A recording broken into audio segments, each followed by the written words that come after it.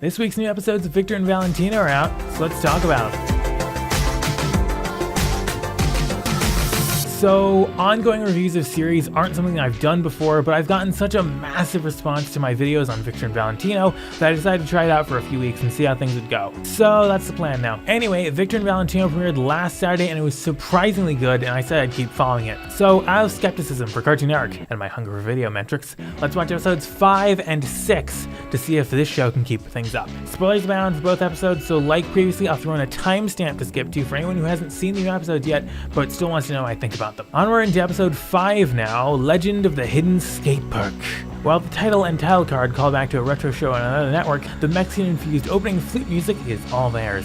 Victor's pestering at the start of this episode seems ripe for usage in a promo about this show, honestly. Is it an urban legend? Are we just getting pranked? Are we gonna get into an adventure? Or are we just gonna get in trouble?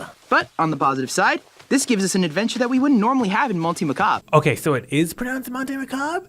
Like, correct pronunciation of macabre? That kind of ruins the potential stretch Spanish that they really could have done, and that I assumed on in my previous videos, but it also cures my annoyance of something that apparently never existed in the first place. They were really gonna have a tough time selling that location name, honestly, because to me, pronouncing it correctly doesn't make it sound Hispanifo enough. Like, you can't win. The two of them both seem up for this adventure though, which is a change from previous episodes, where it seemed Valentino was a bit less gung-ho, but perhaps that makes Victor a bit too gung-ho in this one. They do find it because the plot must go on, and basically as soon as they do, it becomes, for better or for worse, a Mexican Craig of the Creek. Wow, from Mexican Gravity Falls to Mexican Craig of the Creek in 46 minutes of animation. What a way to fall. But A Land Without Adults is also an exquisite fantasy for literally everyone in this show's target audience, myself once upon a time included, so I'll play along with these XPs for a bit. So their leader by coolness is Javier, and wait, is Javier just Corey Riffin's voice actor with a bit of an accent? Because that's what it sounds like.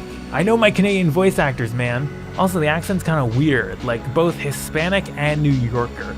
I don't know what's going on. Anyway, we get shown around the Creek XP for about a minute and a half, but then we get into the dark side of this forest, jungle paradise. It comes at the cost of the things you deeply love. Valentino seems to not be sold.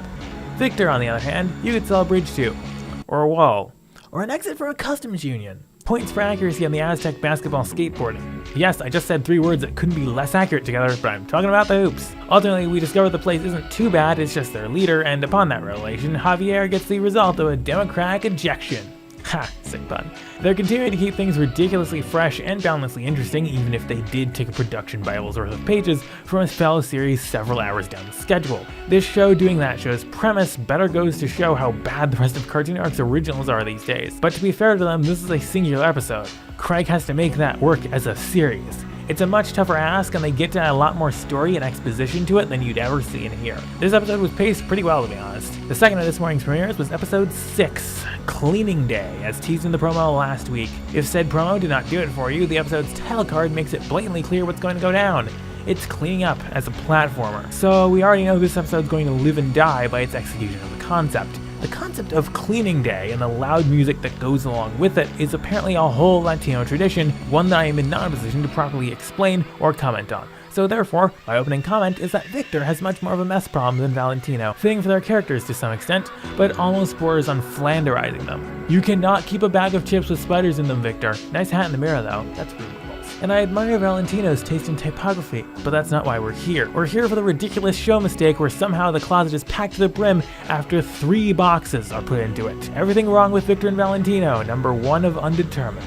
Anyway, cue adventure, the call is coming from inside the house, and cue montage and tribute to basically every classic video game ever, even Katamari, and the magic of cleaning things up.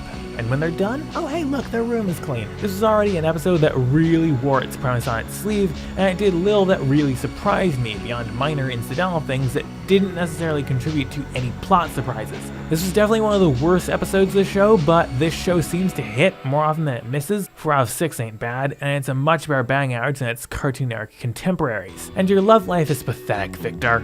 This week's new episodes of Victor and Valentino were quite literally the definition of hit and miss. This show knows how to do things right, but is having trouble delivering, which is a better position than I can put Cartoon Network's new series from last year in. It's also definitely a different show from the one we saw in episode 1. I'm glad to see it's not a one-trick pony, but it really should get its episode quality worked out. Sometimes they make it work, and then sometimes it doesn't. 4 out of 6 may not be bad, but that's still a 33% failure rate, which, while much better than CN's other shows have done as of late, is still pretty high in relation to products being produced elsewhere. Perhaps that cements Victor and Valentino as the proto-cartoon. Not the answer to CN's long-standing problems, but definitely a step on the way of digging themselves out of the ditch. I argued as much in my follow-up review earlier this week, and I feel that's still where we are here. I have to give props to CN for premiering 2 quarter hours a week. This used to be the norm generally, but CN tore those norms up a few years ago and now everyone just puts things out on any old premiere schedule. 9:30 AM is also not the best premiere time IMO, but I'll cut them some slack because it's on a Saturday morning,